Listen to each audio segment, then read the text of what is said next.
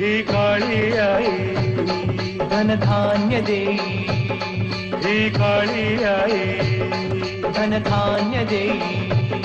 जोडते मनाची नाती आमची माती, आमची माणसं,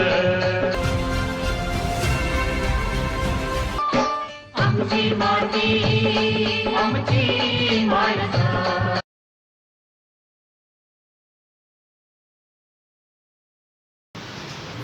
Pardeshwar producer farmer producer company loans, कारले लोन्स, ते जाम आहे. हे लिंबू मिरची लोन्स, लाल चिंच, हिरवी चिंच, असे हे 12 नमुन्याचे, मोर आवळा. आपल्याकडे गीर गाईचा प्लॅन्ट आहे. तर गीर गाईच्या दुधापासून बनवलेलं दही, दूध, तूप, ताक, पनीर, खवा, श्रीखंड हे आपल्याकडे सगळे पदार्थ मिळतात. खवा 300 रुपये किलो आहे. श्रीखंड 250 रुपये किलो देतो आपण.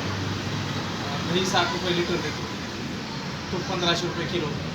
शेतीसाठी गोकुळ खत, गांडूळ खत तयार. हां हां. रिअला तुम्ही म्हणजे मागणी विक्रीसाठी मागणी आहे का तुम्हाला ना? विक्रीसाठी पण करतो. तर आता काही सेंद्रिय हळद जी जमिनीमधले पीक आहे हां त्याच्यासाठी सेंद्रिय खताचा वापर जर केला तर उत्पन्नामध्ये वाढ होते, कारण जमीन भुसभुशीत होते जमिनीत. आता हळदीचे आलूचे जे शेतकरी आहेत आपल्याकडून 2 टन 4 टन असं हां हां. quantity मिळते. म्हणजे मला हे म्हणायचे की खरेदी करणारा व्यक्ती किलोचा भाव सांगितलाय, हो. सरासरी गिऱ्हाईक 10 किलोच्या पुढे किलोमध्ये जातच नाही, आपल्या टन्यामध्ये जात. हां. 5 क्विंटल, 10 क्विंटल, 20 क्विंटल असं. टनाला सरासरी किती चार्ज लागते?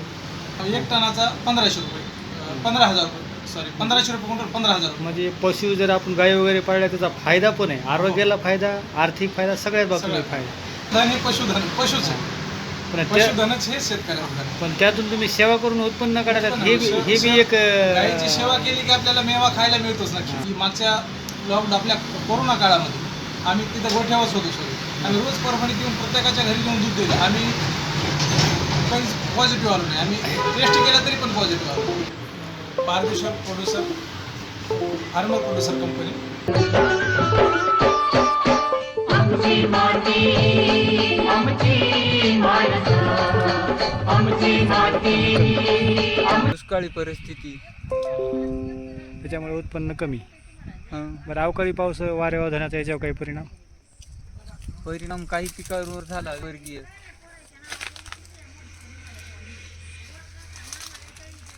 दरवर्षी जिथं आपण 100 रुपये घालून 80 रुपये उत्पन्न व्हायचं, अशी परिस्थिती होती का आपली? हो ना, यावर्षी चांगली उत्पन्न होईल. आणि पाऊस काळ जर झाला समजा तर अजून शेतकरी समजा आनंदी होईल. हो. आता याच्यानंतर ह्या शेतामध्ये कोणतं पीक किंवा काय घेणार आहे त्याच्यामध्ये? त्याच्यात भाजीपाला काही सोयाबीनची लागवड. एका फळीला 20 ते 25चा घोस आहे एक, आणि फळ पण मोठं होतं.